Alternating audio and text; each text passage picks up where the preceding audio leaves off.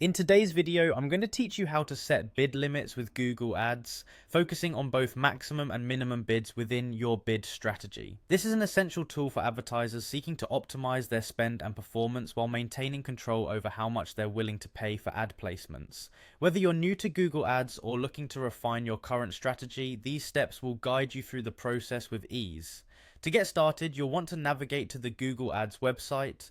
Once there, you'll find the option to sign in, which is your gateway to managing your advertising campaigns. After signing in, we'll be redirected to the Google Ads home. This serves as the command center for all your advertising activities and campaigns.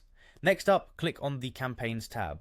This tab is crucial because it provides you with an overview of all your current campaigns and their respective settings. From here, locate the Settings option. Clicking on this will bring up a new set of options related to how your campaigns are structured and managed.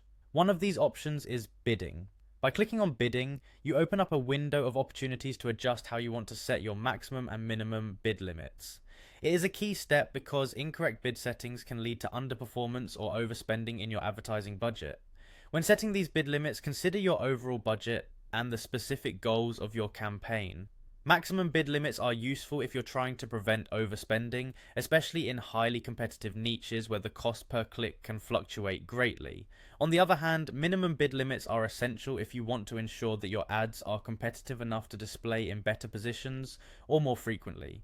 Remember, setting a bid too high can exhaust your budget quickly, while setting it too low might prevent your ads from appearing altogether.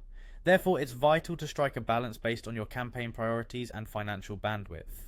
To enhance the performance of your campaigns, regularly monitoring and adjusting these bids based on data analytics and performance reports is important.